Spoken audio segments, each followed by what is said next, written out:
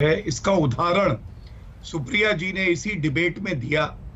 और उन्होंने एक आदर्श बात कही कि जब कोई बाहरी अराजक तत्व एक चर्चा में शामिल हो जाता है तो भारत का जो सत्तारूढ़ दल है और विपक्ष है वो एकजुट हो जाता है। और अंजना जी, जब भी भारत में सत्तारूढ़ पक्ष और विपक्ष एक हुआ है ना, पाकिस्तान का नक्शा भी बदल गया है। तो ये एक चेतावनी भी उनके लिए है।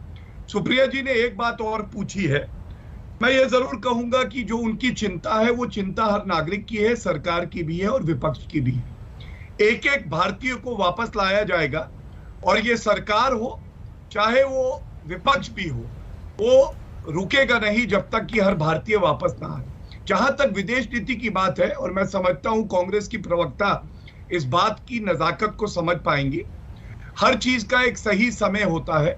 जो स्थिति अफगानिस्तान में बनी हुई है उस पर क्लोज मॉनिटरिंग सरकार द्वारा की जा रही है, और जो देश के हित में होगा और जब आखिरी नागरिक हमारा भारत की धरती पे वापस आ जाएगा, जरूर हमारी विदेश नीति भी बिल्कुल स्पष्टता से हर नागरिक के सामने रख दी जाएगी, क्योंकि ये उसका अधिकार है।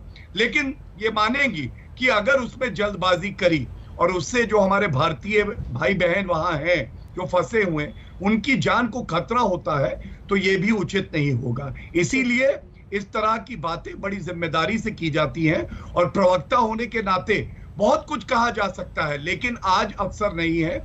आज अपने आप को रोक के वही बात कहें जिससे कि एक बड़ा संदेश देश में भी जाए और जो भारतीय अफगानिस्तान में है उन तक भी जाए। ठीक है, अशोक सज्जनहार साहब, सुशांत सरीन साहब, भारत को ऐसे वक्त पर क्या करना चाहिए? सही स्ट्रैटेजी क्या है जो अभी अब हम देख रहे हैं 15 अगस्त से आज 4 दिन बीत जाने के बाद? अशोक जी।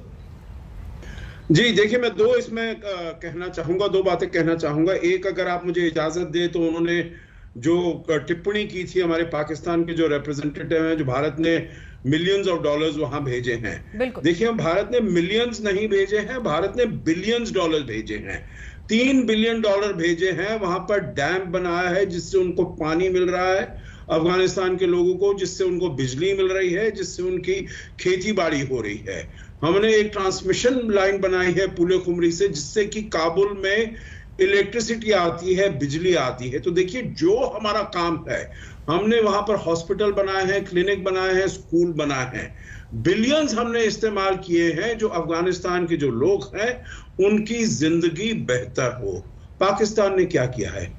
पाकिस्तान ने दहशतगर्दों को भेजा है, आतंकियों को भेजा है, वहां पर आतंकियों को अपने यहां पनाह दी है, उनको सब कुछ, चाहे वो असला हो, चाहे वेपन, इक्विपमेंट, सभी कुछ दिया है। देखिए, भारत ने पूरी दुनिया में जो लोग हैं, जैसे सत्य नडेला दिया है, सुंदर पिचाई दिया है, इंदिरा नूई दी है, इन्होंने क्या दिया है? केवल जहां भी कोई दहशतगर्दी का मामला होता है, आतंकी मामला होता है, उसकी कड़ी पाकिस्तान से जाकर जुड़ जाती है। दूसरा, आपने जो प्रश्न पूछा है मुझसे अंजना जी, जो क्या भारत की नीति होनी चाहिए, विदेश नीति, तो मैं इसमें यह कहना चाहूंगा, तो देखिए 15 तारीख को अशरफ गनी साहब वहां से निकले हैं। 15 तारीख तालिबान वहां पर आया है। तालिबान अभी तक 15, 16, 17, 5 दिन में अपनी सरकार भी नहीं बना पाया है। तो हमें पहले तो ये देखना होगा, इंतजार करना होगा। हमें कोई इतनी जल्दबाजी नहीं है, कोई इतना उतावलापन नहीं है। ये देखना पड़ेगा उनकी सरकार में कौन आता है। देखिए, तालिबान भी जिसे कहा जाता ना है, एक यूनिफाइड एंटिटी नहीं है। उसमें अलकायदा भी है, उसमें जैश भी है, उसमें लश्कर भी है। ये देखना पड़ेगा उसमें कौन कौन से हैं जो कि हिस्से उसमें लेते हैं, जिनका क्या क्या प्रभाव है। दूसरी बात है, जब तक सरकार आएगी उसके बाद उसकी नीति, देखिए प्रेस कॉन्फ्रेंस नीति नहीं होती है, उनकी अपनी नीति वो बनाएंगे, वो बताएंगे जो मानव अधिकारों का हम कैसे अगर संरक्षण करेंगे, जो महिलाएं हैं उनका कैसे संरक्षण करेंगे, क्या हमारी जमीन और देशों में आतंकी घटनाओं को करने के लिए हमारी इस्तेमाल होगी, क्या ये एक एपिसेंटर ऑफ ग्लोबल टेररिज्म बनेगा, ये सब हमें देखना पड़ेगा। उसके बाद ही हम अपनी नीति करेंगे, जो उनको रिकॉग्नाइज करना है नहीं करना वो दूर की बात है। अभी जो काम है, जो अभी गौरव भाटिया जी ने कहा है, अपने लोगों को वहां से निकालना है, वो जो मेरे ख्याल से बखूबी कर रहे हैं। वापस लाना प्रायोरिटी है सुशांत सरीन साहब, लेकिन एक विश्व भर में आवाज उठ रही है, वहां पर महिलाएं ताकत दिखा रही है, हिम्मत दिखा रही है। कुछ तस्वीरें हम भी दिखा सकते हैं कैसे वो विरोध में उतर रही हैं। क्या कोई रोल हो सकता है इंडिया का इस नाजुक वक्त में? देखिए, मैं अभी तो सबसे पहली प्राथमिकता भारतीय नागरिक है,